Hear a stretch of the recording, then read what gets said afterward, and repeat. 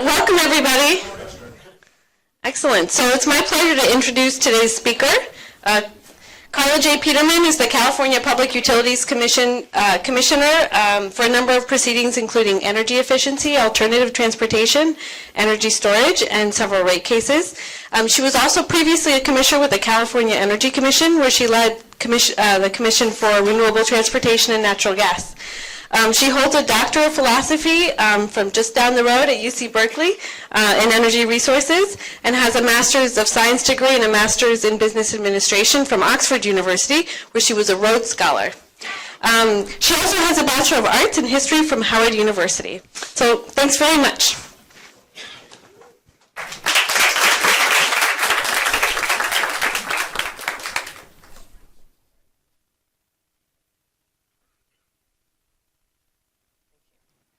Good morning. Hi, good to see all of you today. Thank you for the invitation to join you.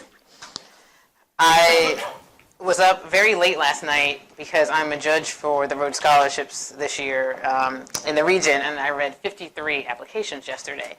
And that made me really motivated actually to come see you all, because I was just so impressed with hearing about all the new ideas, optimism, and focus that those in our universities now have.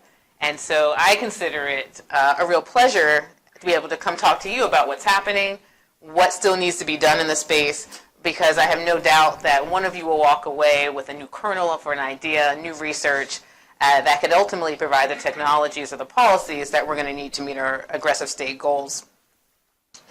So I'm going to spend a bit of time talking about some of the trends that I've been seeing over the last 6 years of my term and what that might portend for some of your research. And I also want to take some time at the end to tell you a bit about my background. Hey, David, good to see you. Meet David, former colleague, to talk to you about some of my career path and really just to answer any questions that you have. As was mentioned, I've been at the Public Utilities Commission since the end of 2012. I am in the last year of a 6-year term. I announced publicly yesterday that I'm not seeking reappointment, and excited to continue on this space in some capacity, but it's also given me a real opportunity to reflect on what's happened. And the big takeaway I want to leave you with is that everything I'm going to talk about happened during my term. And this is the massive change you can see in a 6-year period, whether that be the term of your PhD or the time in a new job. And so it's a really exciting space to be in. So the biggest trend that I've observed during my time on the commission, first of all, let me actually take a step back, is everyone, who would like to know a little bit more about what the Public Utilities Commission is? I won't say if you don't know. Okay, that would give some context to what I'm talking about. So we are the state agency that regulates investor-owned utilities, and that's electric, gas, water, as well as telecommunications. We also regulate railroad safety, so every time you come to a railroad crossing, we approve that. We regulate light rail services, so BART, when BART has safety concerns, that comes before us. And we also regulate the new transportation network companies. We were the first agency in the nation to regulate Lyft and Uber. And the work we do really spans from big policy to setting the rates of a utility, to deploying energy efficiency programs, to resolving complaints about tree cuttings between utilities and customers. So I like to acknowledge that sometimes my job is like being a venture capitalist. Sometimes my job is being a judge in like the people's court. It really just depends on the case. But there's 500 or so cases that we have divided between 5 commissioners. Most of them are fairly routine, and we have administrative law judges who are the official presiders of our proceedings. And there's a handful that require real policy engagement, and I'll be speaking to those today. Even though we regulate a variety of matters, about 80% of our work is in energy. And we are voting on these issues on a bi-weekly basis, and there's 5 commissioners, so you need a majority to get something voted through. So 80% is energy, and our energy work has been, at the cornerstone, has been the focus on reducing greenhouse gas emissions. And as you all are aware, we have aggressive state policy in this area with the recent adoption of SB 100, which sets a target of 100% zero emission electricity on the grid by 2045. I recall very clearly when I started at the Energy Commission 8 years ago, it seeming impossible to get to 33%. And here we are with utilities on track to meet that goal and surpass it in advance of the 2020 deadline. The big issue at that time was we were saying, well, if you go up to higher levels of renewables, you're not able to integrate them safely and reliably into the system without using natural gas. So we were in this position where we were concerned about raising the level of renewables, both because of reliability issues, safety issues, as well as economic concerns. And I will say that those concerns have largely melted away, or if not melted away, at least we have a pathway forward. And so we are at the point where we're going to achieve 50% renewables in the near future. But to get to deep decarbonization, which is what we need to get to our 2050 goals, we're going to have to hit a whole new level of decarbonizing, not just the electricity sector, but the transportation sector, buildings, industrial uses as well. And when you look at where progress needs to happen, the transportation sector represents 40% of our state's greenhouse gas emissions. We now have the power sector so clean that there's more emissions associated with buildings than there are with our power plants in this state. So you have the industrial, transportation, and buildings are really the key areas where improvements need to happen. We are also in a situation where we're seeing unprecedented emissions from other sources. I'm sad to report that the 2017 wildfires also produced as many carbon emissions as our power plants last year.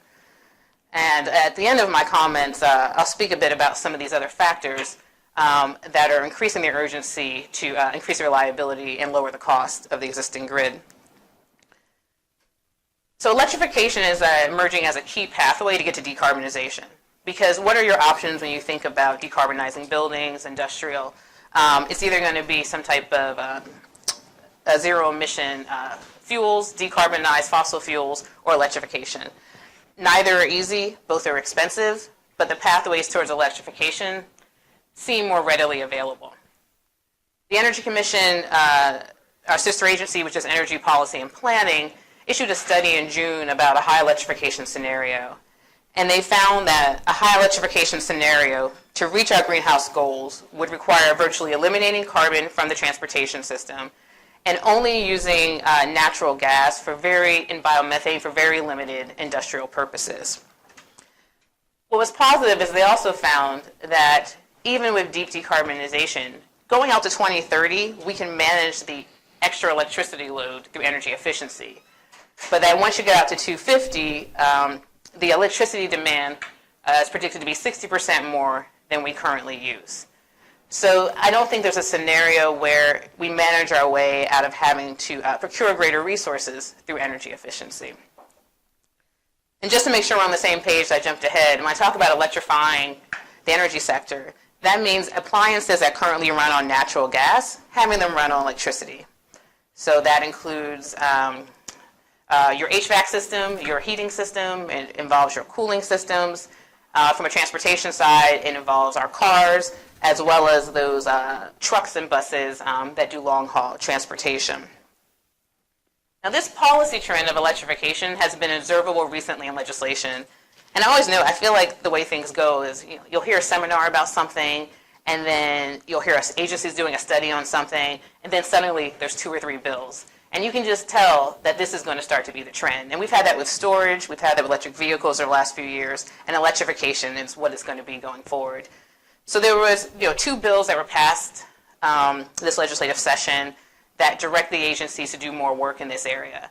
And the one I'll highlight is SB 1477, which directs the PUC to create incentive programs for electrical end-use appliances, particularly for HVAC. And so it'll be interesting now. It's our first attempt at doing subsidy programs, incentive programs in this area. And we'll see what we learn. We have done similar programs to solar PV, energy efficiency. And the expectation is if you put more product out in the market, if you have a more demand pull signal, that we'll see the costs and these resources start to decline.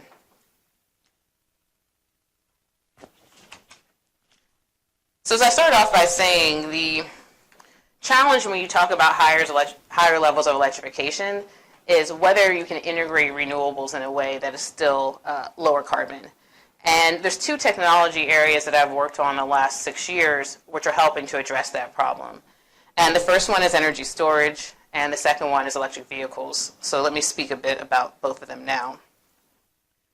When I started the Public Utilities Commission, we talked about energy storage as the holy grail. It was one of those, wouldn't it be nice, but really not feasible with the economics of the day. And then in 2010, legislation passed, AB 2514, which identified energy storage as a way to help integrate renewables, offset investments in the transmission and distribution system, and help to lower greenhouse gases. And so the legislation directed the PUC to consider setting targets for energy storage, but the storage had to do one of those things, and it had to be viable, and it had to be cost effective. I've not ever seen such a high bar for a new technology class in legislation, but that was the direction that we had.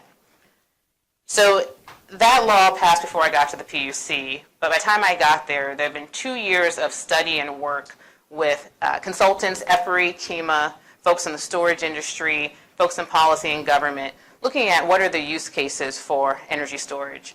And were there opportunities where we could use these batteries to help absorb excess renewables and deploy the energy at times of greater value to the grid. And our staff analysis found that yes, there were several use cases where this could work, but they weren't comfortable yet bringing forward targets in this area. There was a concern, understandably, about the cost to ratepayers and whether these resources were needed. So when I joined the commission, that was the first kind of major proceeding I got, and I had to make the call about whether do we go out and put forward targets or not. And I felt comfortable saying yes. And this is just to give you, if you're going to go into regulation, everyone has a different regulatory philosophy, but mine is to be aggressive, but have a strong safety net at the bottom if things don't go the way you expect. So we set aggressive targets, but we made sure that if utilities couldn't find viable and cost-effective projects, they could defer attaining that target to 2 years later. And in that way, that ratepayers weren't going to be on the hooks for projects that weren't cost-effective.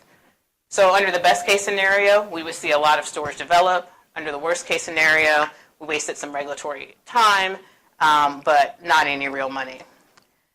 And so we set targets for different types of energy storage on the grid, and solicitations to happen every 2 years. And we can talk about some of the elements of the structure, but the big takeaway I'll leave you with is that our framework really worked. And our framework has worked because we set up a cost-effectiveness evaluation, a framework where storage developers, academics, industry could all see what was going into valuation, and so we could get a better apples-to-apples comparison of cost. And what we found out through this process is that by requiring the utilities to buy storage, but creating some flexibility there, they were willing to lean in and really look for opportunities where storage could work. And so I think that's important, giving as much flexibility as you can as possible with a policy to get those who have to follow it to be inspired, to be creative, to do more. But so just in terms, what really worked about it, and let me take a step back. Our target was 1,325 megawatts of energy storage. And at the time, that would have doubled the amount of non-pumped hydro energy storage in the world. I recall someone from a utility telling me when they saw the ruling that I issued proposing this, that someone fell out of their chair. I don't know if that's true. I like to believe it's true. And I also heard the feedback that, what is she doing? She's only been here 6 months. Who told her she could do that? And so that's my other piece of advice. Do things early while people think you don't have the gumption to do so. So that was a really big target. And I got calls from people who said, I like you, but I'm going to kill this. This is expensive. This is premature. And the way I went forward was to get those who actually work on the technologies to come forward and talk to those in government, talk to those stakeholders who were skeptical about the viability of their projects. Because it's not my job to make sure that storage works. It's my job to provide an opportunity for it to work and to make sure that if there are benefits, customers can get them, and if there are costs, that customers don't bear them disproportionately. Having that engagement from the technical community was incredibly important, and we eventually adopted the targets 5-0. So we set this over gigawatt target, and I'm proud to say that Already we've procured 1,620 megawatts of energy storage. So we've already surpassed the overall target. And the target was expected, we required the storage to be procured by the end of 2020. So we're ahead. And what's even more, and out of that, about a quarter of it is actually in the ground. And so that was one of our challenges initially too, which is how do you really evaluate the effectiveness of something if you don't have a lot of real world examples? The other thing that's interesting about the energy storage work has been that over half of what we've procured hasn't been through the solicitations that we set up in response to this legislation. We set up this framework and solicitations in response to legislation, but then there were other venues of procurement that took these models and these tools and used them to evaluate storage and actually buy it in situations where we didn't anticipate. So we've seen more storage bought for local reliability reasons than we have pursuant to this market transformation program. Specifically, there was 254 megawatts of procurement to meet local need when the Songs nuclear generating station went out in Southern California. There's been a little over 100 megawatts developed to offset some of the impact from the closure of the Aliso Canyon storage field. And then PG&E has before us a current proposal for nearly 600 megawatts for storage to replace 2 gas plants that were identified as needed for local reliability. And so the overall trend in storage, I'll note, is that we are seeing storage meet needs that we hadn't anticipated, that I think we are moving away from having to fully fund it as a market transformation program and really include it as just one of the tools available to utilities. Now, there still are barriers for storage in terms of interconnection and siting that we need to work through, but I think we are on the path towards that. The other trend in energy storage to note is the domination of lithium-ion batteries. Our technology procurement is agnostic to storage type, and we have seen proposals from other battery chemistries, from flywheels as well, but over 90% of the procurement has been lithium-ion. And as someone who's always thinking about what could go wrong next, I've been asking questions about, is this a problem for us? And we most recently, in our proceeding, asked the parties, should we order direct procurement of other types of energy storage? Are there values that we're not getting? And although the parties, and this includes the utilities and the storage developers and environmentalists, even though there was a general support for the idea of technology diversity, everyone said it was premature or unnecessary at this point to explicitly order procurement of other types of resources. That over time we might need different types of storage, but that currently those needs that we have could be met by batteries. They also acknowledged that, or helped us to better understand what are some of the environmental impacts of batteries, what are some of the supply chain concerns. I will say we tend not to get as involved with life cycle analysis, environmental impact. We'll be probably most concerned about the utility's ability to buy the resources. But given that we've been launching new work in this area, I am sensitive to some of those other concerns. And for the most part, what I've heard has been promising in terms of limited environmental impact and opportunities for recycling. But it is an area where we need to do further work. So we'll keep watching this trend of what types of technologies are getting procured in the storage space. We will look for ways to reduce barriers to other types of technologies, and we will adjust as needed. What our modeling is showing is that over time we're going to need storage that's longer duration, and so that would lend itself to either other types of batteries or bigger pump storage projects. But those needs aren't emerging in our modeling until post-2030.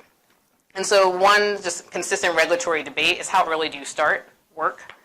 And when we set our energy storage targets before, folks said, well, we're not going to need anything until 2020. And I thought, well, 2020 is around the corner when you're in the regulatory space. And indeed, we started 7 years ago on energy storage, and if we had waited till now, I'm not sure where we'd be. And so that's the question that's already coming up around pump storage and longer duration storage, if we should be doing bigger projects at the moment.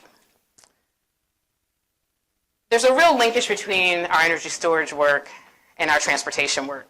I mean, first of all, they're both at their core dependent on lithium-ion batteries, and indeed, the success we've seen on the energy storage side has been largely driven by the cost declines in batteries that are coming from the transportation market. But storage, which fits very naturally into the utility role in terms of providing an asset for grid management is different. Transportation electrification wasn't something that seemed central to what the utilities did. And so that has been a learning process for us and an evolution in terms of figuring out their role. And the legislature has given us some more direction in this area. As I said, transportation is our biggest greenhouse gas emitter at this point, and so we are looking for ways to better decarbonize that sector. And a primary way is through electric vehicles. We have over 475,000 electric vehicles on California roads now. We will have 1 million this month in the country, and so we do represent a sizable share. When I started working on these issues, there was one electric vehicle, the Tesla Roadster, which was readily available to us all. And now there are so many more brands available. And when I also started working on these issues, the utility role in transportation was very limited. We had them doing load research because we were primarily concerned about the negative impacts to the grid from electric vehicles coming online. In the last few years, we've changed our perspective to focus less on harm to the grid from vehicles, but more the benefits they can provide. Also, when I started, the utilities were prohibited from investing in electric vehicle charging. We were concerned about the competitive influence of the utility. And this is worth highlighting because this is what's different about doing environmental and technology policy at the PUC versus the other agency, which is at our core, we were founded to be a quasi-competitive influence on regulated monopolies. This idea that there are certain services that make sense for monopolies to do, but because they're monopolies, they suffer from less innovation because of the lack of competition.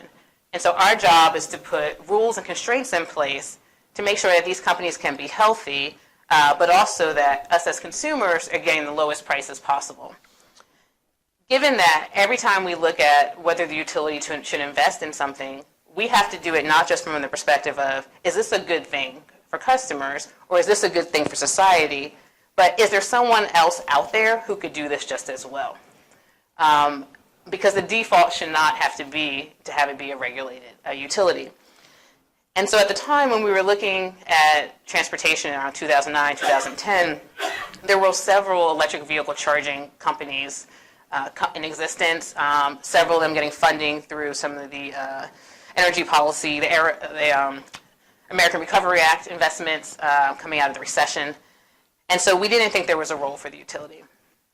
A few years later, things changed. Several of these companies went bankrupt. There wasn't as clear a business model for this type of work. And there was more research, including coming out of places like UC Davis, saying that there was a chicken and egg challenge with not having enough charging available for drivers. And so the utilities made several requests to have us lift the prohibition and to allow them to think about how do they invest in electric vehicle charging, particularly in areas that are underserved. So we lifted that prohibition in the end of 2014, and since then have reviewed and approved several applications where the utility is actually investing in charging. We've approved about $1 billion in utility investment in electric vehicle charging over the last 3 years, and we have $1 billion in proposals that are pending. And key in that review are, one, what are the greenhouse gas, air quality, and general customer benefits that come from these investments? Two, do these investments help to improve the quality of the grid? Are they making it easier, for example, to utilize renewable energy? And then three, are these investments, are the competitive harms of these investments being mitigated appropriately? And the way we accomplish that, various ways. One, we put some limit on how much charging the utility could own and operate in a given area, making sure that there is a market for others to access. We make requirements that if utility is investing in charging, that they have RFOs that allow the involvement of a diversity of different vendors, so they're not cherry picking a particular technology or route. That there's various ways for customers to have choice, even if the money's coming from the utility. But before, I'm going to just talk a little bit more about that investment, because that's the really big trend that everybody wants the utilities now to build charging. But just to speak about what I think are actually probably equally or more important roles for the utility in this space. The first is providing the fuel. It is utilities' role to provide the cleanest possible electricity, and we can't forget that. And our opportunities from electrification are enhanced the cleaner your fuel source is. So continuing to move the utilities in that direction. The second is as the distribution grid manager. These are really big energy assets that get connected at the distribution grid. And how do we make sure they're connected in a way where they are providing more harm, more good than harm? And the main way is making sure that vehicles charge at times in the day where our electricity is plentiful and cheaper. So the first investments we actually approved for the utilities and charging were for workplaces and for multi-home dwellings. The idea that these are the two places where you have the greatest likelihood of either charging in the day when we have excess sun or charging at night when we have excess wind. We're also looking at this issue of the grid manager from a broader perspective of doing analysis about what can the grid accommodate. Again, where can EVs make sense without having to do more distribution infrastructure investments? And where are we seeing concentrations that might require us to do more directed investments to expand the grid?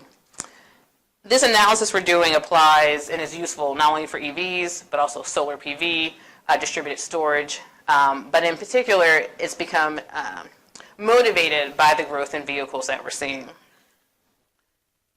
On the infrastructure front, 2/3 of what we've invested in so far has been infrastructure for medium and heavy duty electrification. And that includes trucks, port equipment, transit buses. And I'll highlight this area because this is another trend that I've seen in the space over the last few years, is the movement for us just focusing on light duty vehicles and passenger cars to these bigger vehicle sizes. And we're doing it for several reasons. One, we're allowed to follow and complement investments that are happening from the Air Resources Board and others in electrifying some of these sectors, particularly the transit sector. ARB has a requirement that by 2023, 25% of new buses are zero emission, and that by 2029, 100% are zero emission. So again, that's 10 years away. And so we want to make sure that the utility investments are used and useful. That's what excites us. That's how we know we're getting you all value. And so knowing that these vehicles are going to have to go in that direction, we can help accelerate that transition by supporting charging infrastructure now. We're also focusing on transit, and generally there's an interest in transit as a beachhead technology because transit buses are really primed for electrification. Their natural routes, their duty cycles give us an opportunity to see, can you electrify a sector and then actually have it be a grid asset? So we have a pilot that PG&E is about to undergo, which is going to electrify one transit route and then actually have those vehicles serve as storage on the grid.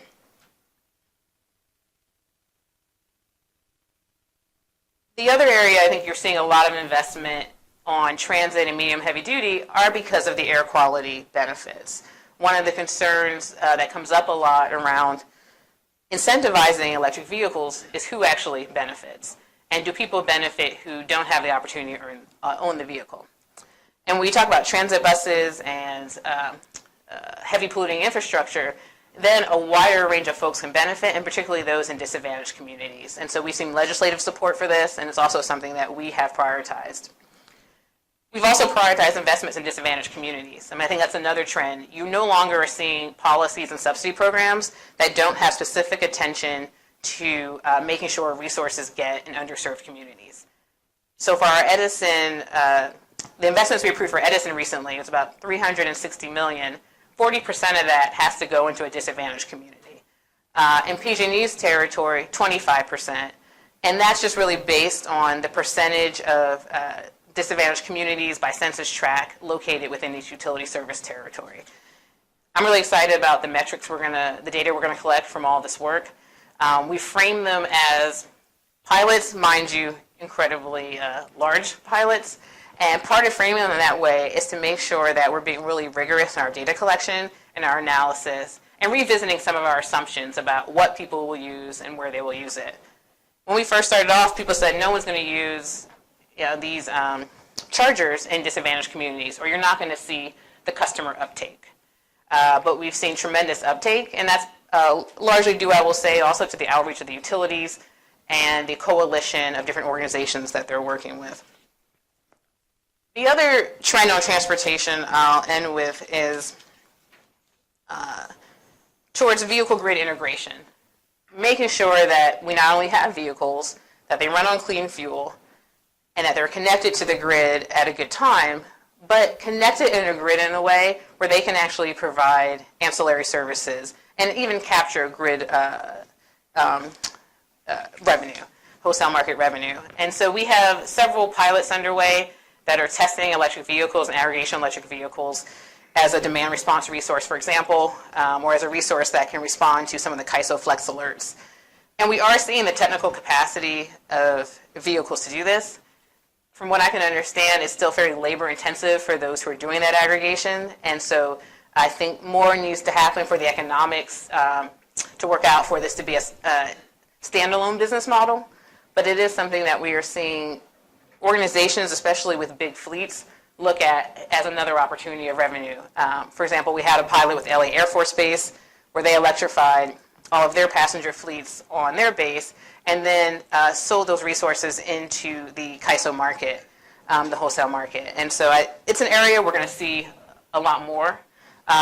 We've been focusing a lot on what are the protocols, the communication protocols, the safety protocols for allowing a vehicle to communicate and talk to the grid at a sufficiently fast enough time to actually provide those services in a reasonable manner. The third area I'll highlight, maybe just for Ben's benefit, energy efficiency. This is I'd probably say the third biggest technology area one of the three big technology areas I've worked on at the PUC. And energy efficiency is interesting because it's been around longer than 6 years. And so, one of the benefits and challenges of working on something that we've been doing so well for so long is figuring out how do we do it better. And what's really helping to motivate the energy efficiency community right now, and me from a policy perspective, is that for the first time our goals are such that we don't know the technologies and the programs that will get us there. We're required by law to double the amount of energy efficiency we have on the grid by 2030. And the Energy Commission maps out in wedges, how do we get there? What programs can we increase? How do we use codes and standards? But there's a wedge in their charts that is unknown. And that represents technologies that have not fully come to market, programs that have not fully been structured. And so there's a real opportunity for all of us to figure out what comes next. At the same time we're being asked to do more, we're getting less from what we used to do. Lighting has been the primary source of energy savings in our energy efficiency programs. In our last program evaluation of the utility energy efficiency programs, 2013 to 2015, 38% of the savings came from lighting. That's great, but those savings are above and beyond what you would expect from standards and codes. And now what's happening is that these more efficient lighting products are being put into standards and codes. And so we no longer can identify them as additional savings. And so, that's one trend, is figuring out where do we go from here and what investments are needed in terms of the research space. Because we know we need market transformation, we've just issued a new staff proposal for a new approach to looking at market transformation and energy efficiency. Because again, one of the challenges in this space is that the investments need to be cost effective. And what does cost effectiveness look like when you're working on market transformation, resources that are not fully deployed? That's a longer time period, a time frame, than compared to other commercialized technologies. So how do you set up a program that is beyond research, but respectful of the reasonable timelines that you need to make these market transformations work? So our staff has some proposals out there. We're looking forward to feedback and thinking about a different track for those types of products to get to that unknown wedge. Another thing we need to accomplish in energy efficiency is just doing what we do cheaper and faster. And the reality is you can install an energy efficiency measure, but we don't know for several years whether that measure resulted in the savings that we anticipated that it would. And the reality is when you do ex post evaluations on energy efficiency projects, they're remarkably much lower than you anticipated those savings were going to be. And so it is troubling when we're relying on energy efficiency at such a scale that it's displacing distribution lines, transmission lines, and power plants.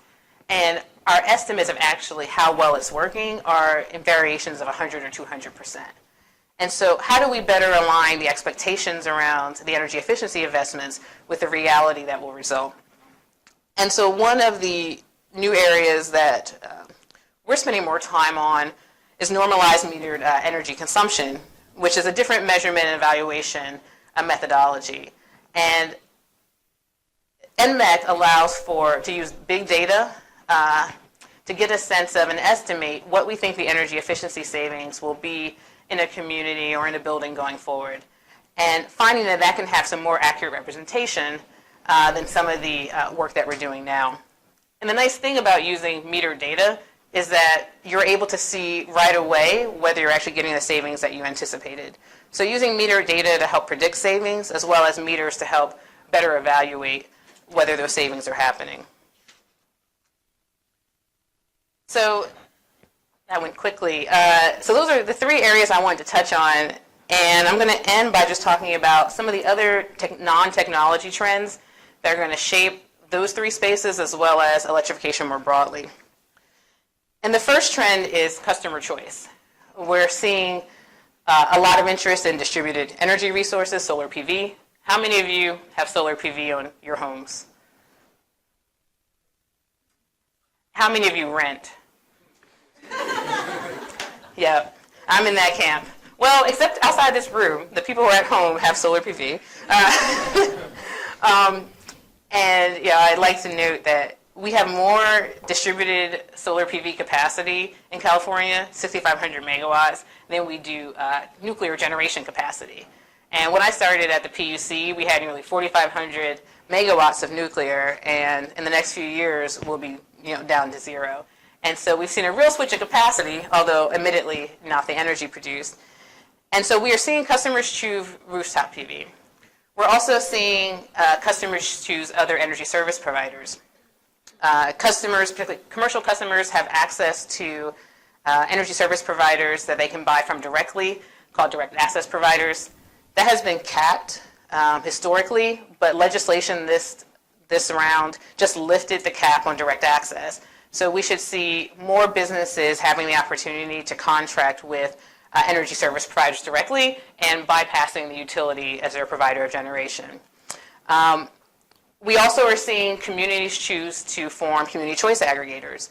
And these are city or county-run organizations that buy power directly for the customers who live in their territory. Davis is in the process of forming a CCA, or has formed a CCA in Yolo County. And we have about 80% of the customers that are currently served by investor-owned utilities are projected to be served by CCAs by the end of 2021. Communities are still making that choice, but we've seen a tremendous adoption of that as an energy procurement model over the last 2 years. So when you're with a CCA, like I said, you get your power from your CCA or your local community, but you get your distribution services from the utility. So we're seeing competition at different parts of that production, delivery, and distribution phase. Just a little more kind of statistics around community choice.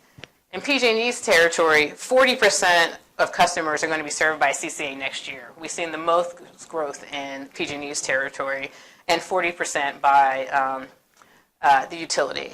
And then the other few percent, I don't know what they're doing. No, I do know what they're doing, but and one of the proceedings I've been working on this year that just wrapped up was how do we make sure that the cost for power that was procured for people when they were served by the utility, that power gets paid for even if customers leave the utility. That is something that is required by law, and it's also a necessity because right now we are in a position where the utilities have a lot of power contracts that they've bought over the last decade. The majority pursuant to legislation from the state. Legislation to meet the RPS, and that early RPS procurement, the wind and solar projects back in 2008, 2010, were very expensive relative to now. So we are in a situation where what we bought was more expensive and what you can buy now is a lot cheaper. So how do we make sure that the cost of those early investments are covered? And we have a mechanism called the PCIA that calculates that net cost and that charge that goes to customers when they leave the utility. There was agreement amongst everyone that that formula was broken. People disagreed on how it was broken, but we launched a multi-year proceeding that revisited it. And now I think we're at a place where the formula is more representative of actual cost. And I think it paves the way for more customer choice and more transition because communities have more certainty around what their obligations are. As we move to this realm of customer choice, the things that are going to affect electrification are, one, you have a lot more different entities buying power who are going to be choosier. And so that puts more opportunity as well as more competition among suppliers. Because the utilities bought so much power earlier on, we are expecting that most of the procurement will come from CCAs. And so they will become bigger players in the energy market in the years to come. All of these companies don't only have responsibility for producing power, they also have responsibility for making sure that we have reliability and resource adequacy. So we're spending a lot of time making sure that the procurement models and structures and rules are well aligned. So we're having a reasonable transition so that reliability doesn't change, resource adequacy doesn't change, even as customers depart from the utility. The Commission is having a public workshop on Monday in Sacramento to talk about customer choice and what gaps we see in our regulatory model in terms of making sure that choice and that transition happens in the smoothest way as possible. And then finally, we're not only seeing competition on generation, we're also seeing it on transmission and in distribution. We just approved the first non-utility transmission project at the PUC a few weeks ago. It's a new line in San Diego Gas and Electric's territory. And we're now requiring the utilities to look at alternatives to investments in distribution lines in terms of using distributed energy resources to defer those investments. And so those are other examples of competition that may not initially come to mind. And then the last big trend and pressure on the electric sector, and that will be a challenge for electrification, is the risk of wildfires.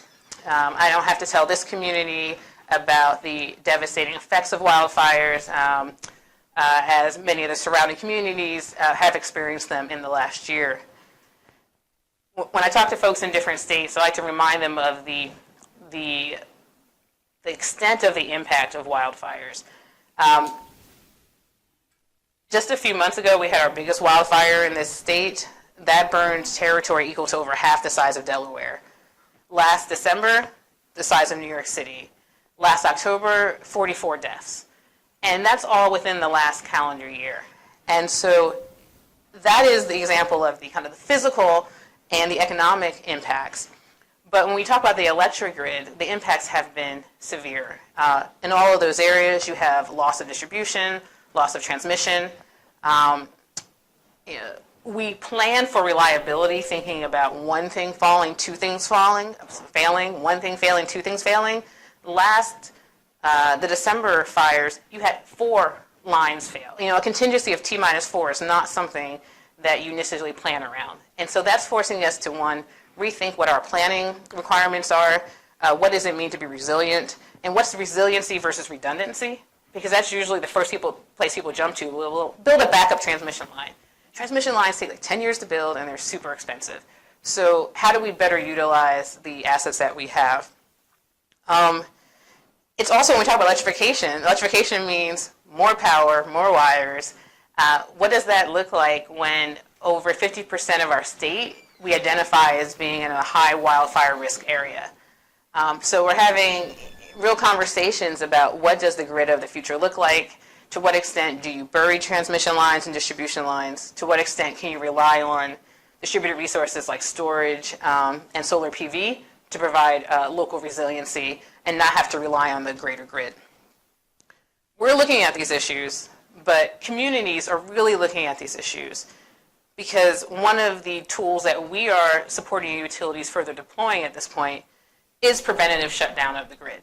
And it's called Deenergization, Deenergization. Say that 5 times. And we passed so the utilities have always been allowed to cut off power if they think there's going to be a safety risk or harm. The problem is there's a safety risk or harm when you cut off power. There are people who are reliant on medical devices, getting to your job, traffic lights, and so it's not something that has historically been done very often. But given the fact that we are seeing fires now being caused by the interaction of utility equipment and heavy windstorms, preventative shutdown is being identified as a means to prevent fires. And so we do have rules in place for when the utilities can do de-energize the grid, how they have to communicate with customers. And we've already seen these policies put into place. Just over the last 2 weeks, PG&E, STG, Edison all alerted customers that they were going to have to de-energize their lines. Only PG&E eventually had to do that, but they de-energized the lines to 87,000 customers. And the protocol is they try to give you 48 hours notice. So you think about what you might want to do in 48 hours and your ability to do that if no one in your community has power. Edison had to give their notice to customers less than 24 hours because the wind patterns changed significantly. I will say we have supported utility investment in extensive, world-class wind modeling, resource modeling, but the climate is unpredictable, and we're seeing that we're not only seeing increase in intensity of weather events, but also the volatility in those events as well. The thought I want to leave you with on de-energization is that in this landscape of customer choice, there's this real dichotomy. Because on one hand, customers are demanding more choice and control over their power, but at the same time, we're having to implement policies that eliminate your choice completely. Because it doesn't matter who you're buying your power from if you can't use the grid to get it. And so it'll be helpful to start thinking about what is a community's response for reliability? What does customer choice mean in terms of reliability and grid resiliency? We do have a proceeding open that's looking at energy storage, to kind of take it back to the beginning, as a way to help communities increase their resiliency. And so we have several proposals from the utilities for microgrid projects, for storage at schools and public institutions. And we're going to learn a lot about how communities are able to use these resources as a part of their tool set. And then finally, none of these things happen at a zero price. These resources, these clean energy resources, although the costs have come down significantly, many of them are still costly. And even if something is cost effective, it may be cost effective, but that's because the costs are getting higher. I mean, the costs of securing our grid are higher, and therefore, even if you do it in a cleaner manner, it still is going to hit customers' pocketbooks. And so we've launched 2 initiatives this summer really focused on affordability. And I want to remind you as researchers and technologists to keep this in mind, that all of these costs go into the price of electricity. And if we make it more expensive for people to use electricity, we will make it harder for them to electrify. So we have to strike a balance. We've seen that over 50% of what goes into your electricity rate is actually approved in proceedings outside of the general rate case. The rate case used to be where you could look at all the costs together and make some informed judgments about how much rates should go up. But now everything on electric vehicles, storage, happening in one-off applications. Each on its own doesn't change prices significantly, but when you look at them in aggregate, there are some concerning trends. Our bills in California are still keeping pace with inflation. They still are lower than other parts of the nation, but we are seeing increasing pressures on them. So we've opened up a rulemaking to set up metrics for affordability. What is affordability? How much can a consumer absorb? And we're creating metrics that are standardized across telephone, water, energy, gas, because all of it comes from one person. We are paying for all of these. Now, there's different types of regulation for each of these, and there's different levels in which we can impose cost containment. But first and foremost, we want to understand what the customer is experiencing. We know, though, that no matter what we do on affordability, there's always going to be people who can't afford essential resources. And so we're also re-looking at our disconnections policies and what the utilities use. We continue to see disconnections. PG&E disconnected last year 122,000 customers. And the more concerning number for me is that significantly less got reconnected. And so where do these people go? You know, where did they move out of state? Are they living with other family members? And so my colleague, Commissioner Guzman-Aceves, has a proceeding that's looking at some of the root causes of disconnections, including, is it episodic? Are there things that can be done in terms of better payment plans to keep people on the system? Is it about communication? Do we need to think about bigger solutions, like wiping away people's negative balances so that they can start to have access to these resources? So there's plenty to do, and even though I may not be the one directly doing it, I'm looking forward to working on one of the many aspects of this work. So that was my talk on technology. We're going to 11:40, 11:30, 50? Okay. So let me stop there, and I can either directly talk about my background, or I can entertain some questions, or entertain questions on my background, whatever. Pretty much, any way you want to ask me about me, I'm really happy. So let me just stop on the technical talk. We'll take a few minutes here. Does anyone have any questions about the issues that I raised in my comments? Yes.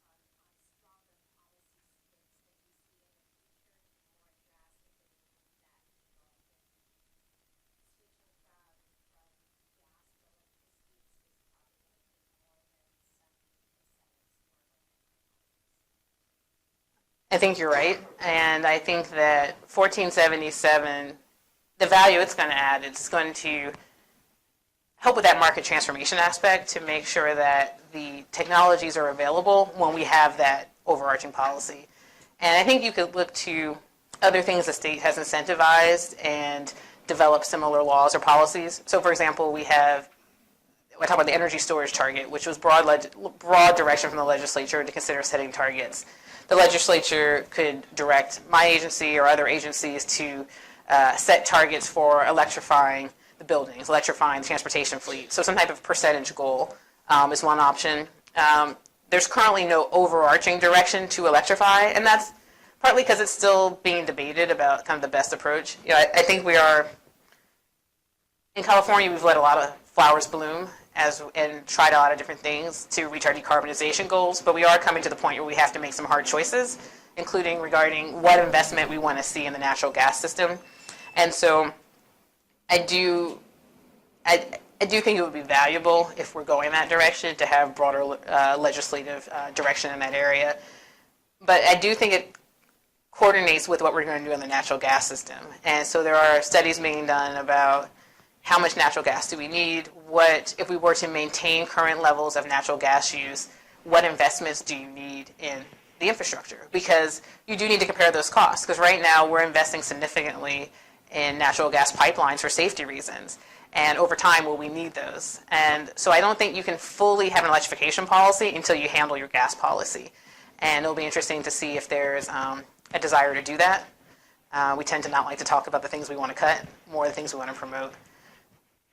Anyway, I could keep going on, but I'll stop. But yeah, you're right, we need more. You in the front. Yeah, so as energy resources are becoming a little bit more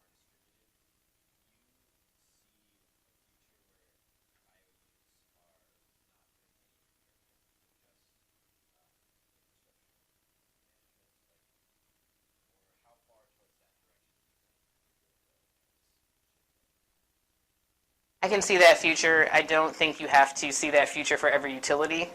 We've had Southern California Edison has said that they can see the transition to being a wires-only company. The other utilities have not said that explicitly, and that does translate into how they go about running their different programs. So, for example, they have on the charging, the EV charging front, they've adopted an approach of not owning and operating, but to finance and expense, which is a bit more consistent with a more hands-off approach.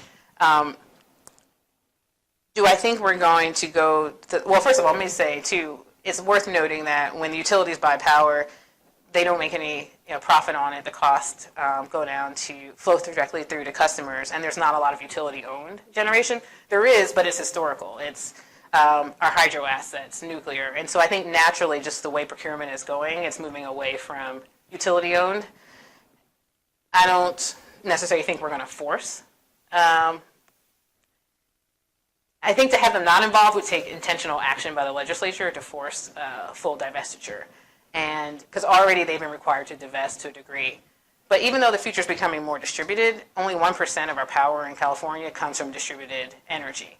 And so I think it's important to remember that. It gets a lot of the attention, and I kind of like to joke, like, the lower the megawatts, the harder the policy to get done. But we're not yet in a place where I think we can displace our large-scale renewables with distributed. So I think it's more of an issue of large-scale versus distributed than utility ownership.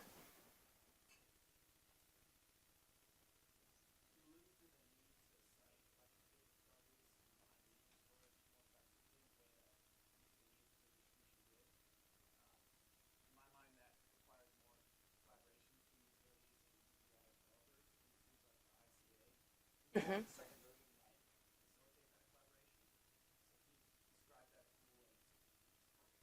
But when you said that, it was like an exam question. I can describe the significance of that tool. So I think you're right. It does require collaboration. And just to take a step back for those who haven't been following this process, we were directed by legislation in 2013 to have the utilities do distribution resource planning. And that was a big thing in its own right, because that type of planning, historically, had always happened within one silo of a utility. And so we order the utilities to file distribution resource plans, and then developers, environmentalists, ratepayer advocates could comment on these plans. And a part of that work also was developing 2 technical tools to provide more transparency to everyone about what the system costs were and the value that different resources could add. And so there's 2 different analyses. One was the ICA, one was locational net benefit analysis. And the locational net benefit analysis said, hey, here's different parts of the circuit, here's the value of a resource on that circuit. And the integrated capacity analysis looked at, if you add a distributed resource into the grid, what are some of the grid impacts? Can you do this without causing congestion or overloading on the system? And the great thing about these 2 products is that they are now producing public, readily accessible maps that allow you to see where are good locations to site distributed energy resources. Because what we've always been hearing from developers is, we can do more with the technologies that we're bringing you. We just need to know more. And so how do you give them enough information to site resources in a way that's beneficial to the grid without kind of compromising any confidential information? And so I think that process overall is spurring that conversation, and that phase 2s will increase it. I will say, it's a technical benefit, but one of the things I'm thinking about is, if we're telling people, here are ways to cite resources that are good for the grid, then there's ways to cite resources that are bad for the grid. And we're not yet telling people, don't put solar PV there because of grid conditions. And so there is a kind of a policy and equity question about, over time, do we use this analysis to limit choice as well as to enhance it? The other point I'll mention about this, because those conversations are great that are happening in the DRP, but eventually the utilities are asking for monies to expand the grid in their general rate cases. So we've set up a more direct linkage between those conversations that are happening in the distribution planning framework and the actual dollar investments the utilities are making. We now require the utilities, there's going to be a distribution planning report that comes out annually, I think it's annually, from the utilities. And then they have to make sure their general rate cases are reflecting back that report. And so if that report says, hey, here are opportunities you can use distributed energy resources to improve the grid, then you shouldn't be asking for money to do that with wires in your rate case. And there's actually I think a committee might be the term, I'm not sure what we're calling it, that's formed of independent, like somebody from the utilities, someone from the stakeholder community to evaluate distribution deferral options on a regular basis and bring those proposals forward to the utility. Again, we want them to access these resources as much as possible, and so much that we're piloting different incentives for the utilities to choose distributed energy resources over traditional wires investment. So they can bring forward alternatives to distribution lines and earn a 4% return on those investments, even though they don't own them. And this is us trying some alternatives to the traditional kind of rate of return model. Sir?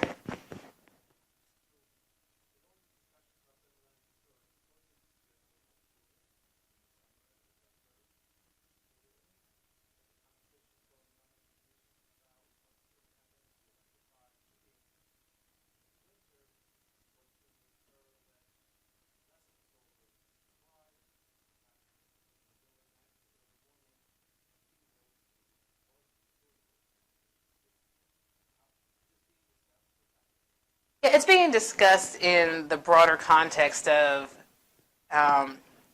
we're going to have longer periods of time where we're going to need some storable energy resource, and that's why batteries won't be an immediate solution in that case. And so those are opportunities where you might be using pump storage or even thinking about hydrogen as a storage fuel. So I think you've identified a real issue because it's a problem now just from lighting, and if we start putting the heating loads in, then we're going to need multi-day, seasonal, long-duration storage, and we don't have those resources yet. Let's go over here. Okay.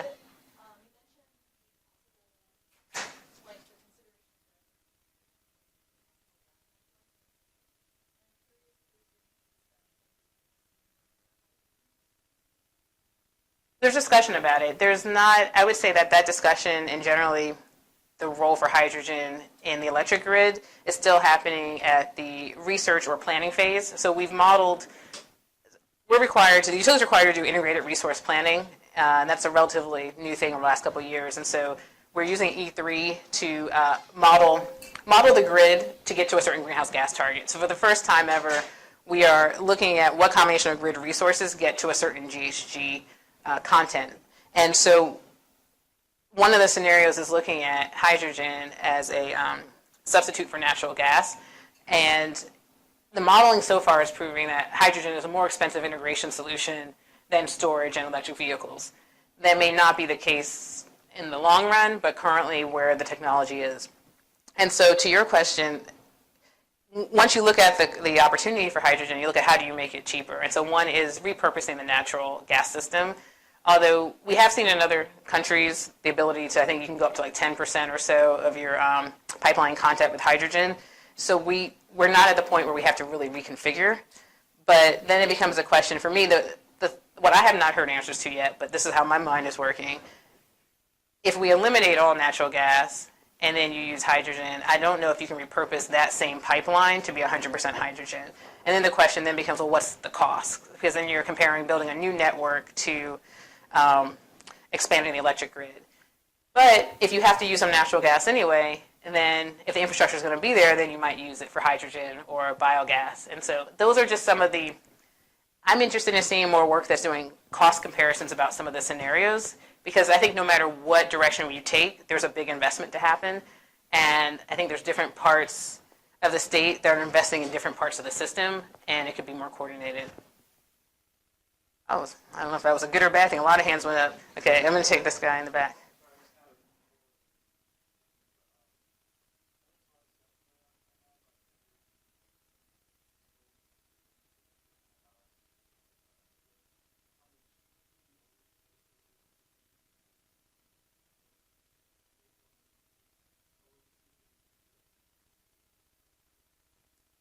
So just by way of background, I mean, net energy metering is the way that our state and other states historically have compensated distributed energy generators. And it has been a mechanism that has worked well in terms of it's easy for customers to understand, it's easy to figure out. what type of bill credits you get. But it's also a system, I think, that worked better when we were having smaller levels of penetration. If you think about a system where you have a lot more people adopting solar PV, there's always been an outstanding question about, one, if NEM appropriately charges customers who have solar PV for their use of the grid. And then on the other side of the debate is whether NEM appropriately compensates these customers for the values they provide to the grid. And so what we've seen in other states is a move away from NEM to a more value-based tariff for solar to align more with kind of really identifying these grid benefits. In California, we have a NEM proceeding that's underway to look at the structure of NEM to see, are there costs that are shifting unfairly between customer classes? Where it will go, I can't assume right now, but I do, we're required to revisit it, and so we'll see what happens. You know, it's interesting to look at other states like Hawaii that have done away with NEM and seeing how they've been able to, whether solar has continued to persist. They are seeing solar, but their prices are low. Their prices are more expensive in Hawaii. But suddenly, when you take out NEM, there does seem to be more value of pairing solar with storage. And we're seeing more solar companies. Most of the big solar companies now are solar and storage. And so there's this movement happening from the industry to combine these resources. And that wasn't in place when we revisited NEM last time. And so I think that's going to add something interesting to the discussion.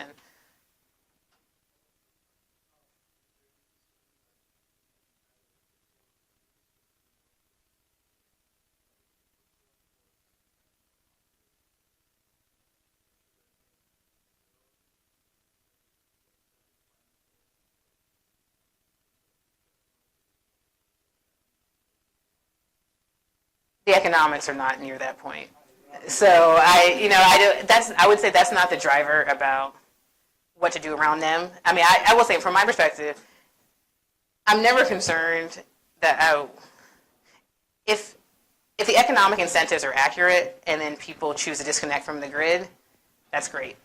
The challenge is, or not great, but that's fine. That's choice. Our challenge is our policies, intentional and sometimes unintentionally, result in distortions to the real economic value and incentives. And so for us, it's an opportunity we always have to think about, is there something about our policy that is forcing people to make choices that aren't in their economic best interests or not in general economic welfare? And sometimes they are. Some of these policies are fairly crude. You don't have to be overly precise with an incentive program if you're just trying to go from 0 to 10. But if your whole system is going to run a certain way, then you have to be a little bit more precise in your analysis. And so with us, our focus on NEM has been preventing cost shifts between customers who choose not to have solar PV, with those that do. And we're kind of continuing to reevaluate what that shift looks like. Oh, okay. One more. I feel bad because people, I'll take these two right here to get, three. Can I, really quick, I'll do rapid fire. Go ahead, red shirt. So you mentioned how, the requirement for Edison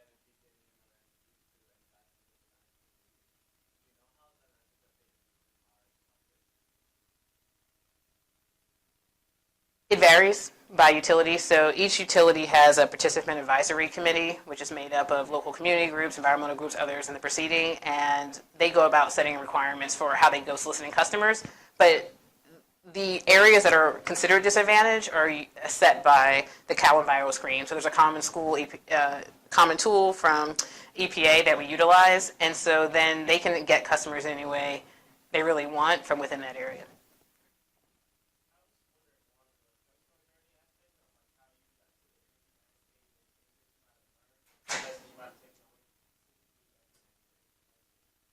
Okay, I'm going to come to that question next. What's your question? I had a question about rate design. So okay. In line with your deputy question, how do we think about these distortion, sort of marginal cost signal and context of that? So that's a big question. We do need to think about it. I would say just kind of get to the end point.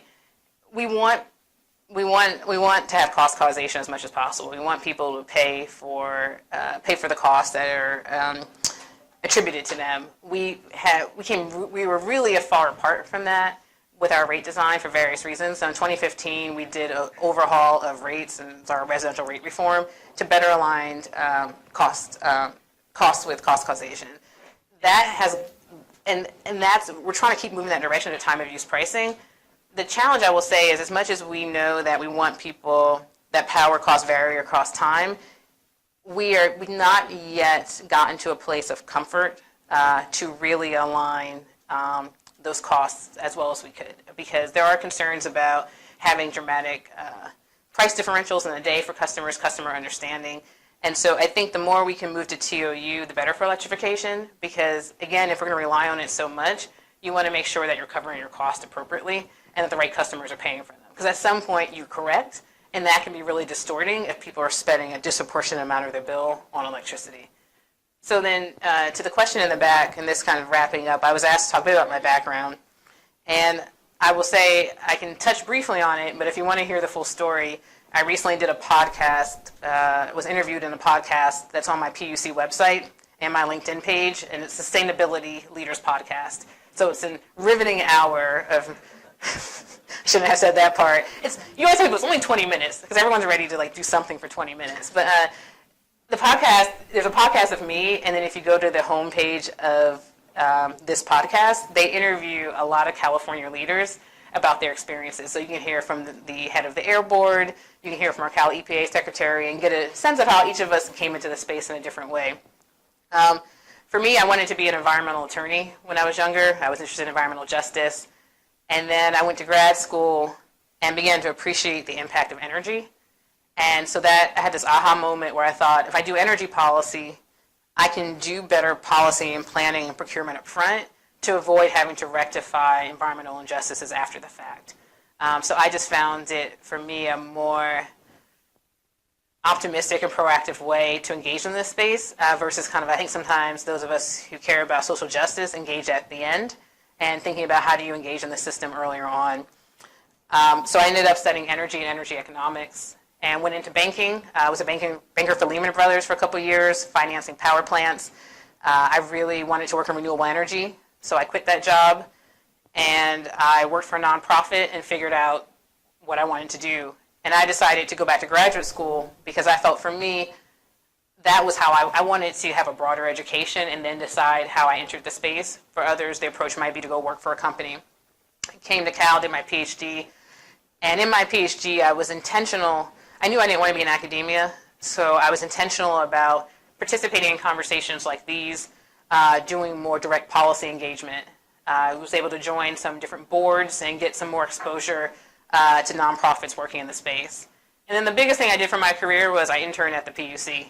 That was my first year of grad school, 2005, and I got to work on a project where by the end of the summer, something that I had recommended, I saw go into a decision.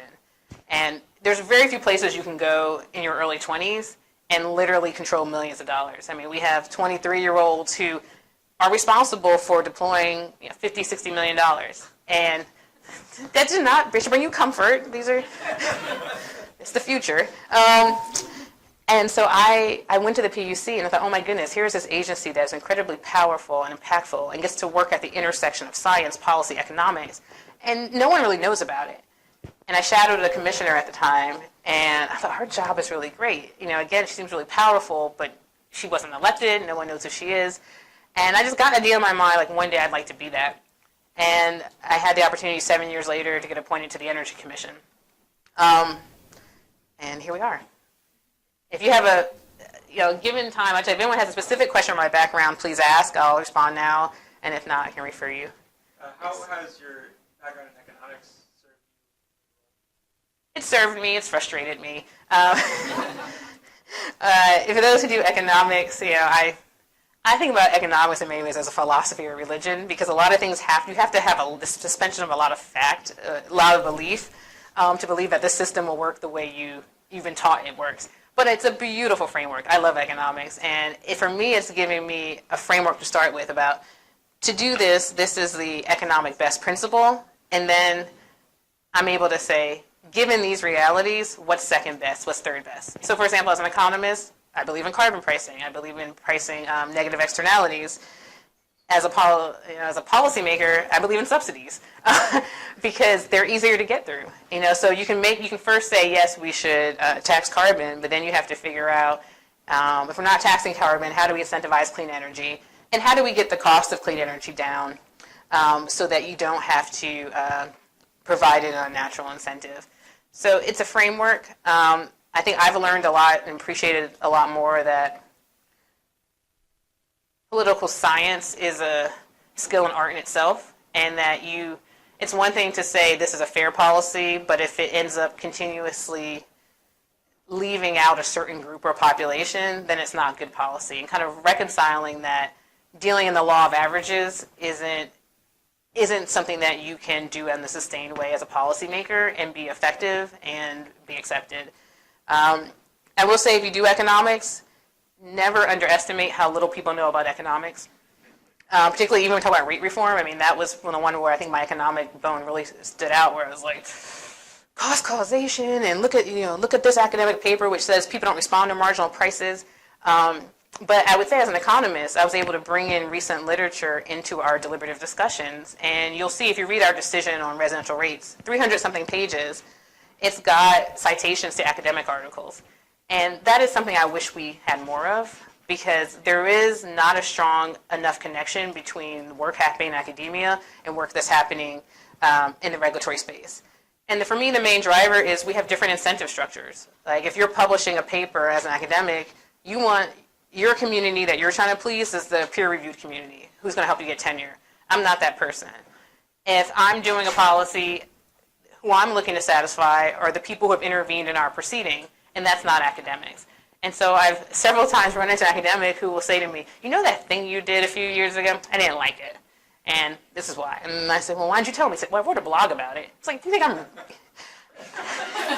I read a lot, but I don't have time to read every single academic's blog. So I would say, as academics and economists, if you have thoughts on things, don't hesitate to send them to people in government, because we are operating in a real, I feel, information asymmetry, where people only tell us what they think we need to know, and it's never everything we need to know. And so we're having to make decisions really in an information vacuum, both by others' choices as well as our laws. And we have a lot of limitations around who we can talk to about what and where, and that makes it difficult to have free flow of conversation and exchange. And so we really do rely on formal comments, on a fairly adversarial and adjudicatory process to come to policy decisions. And that space doesn't necessarily accommodate nuance that you see in academia as well as it should.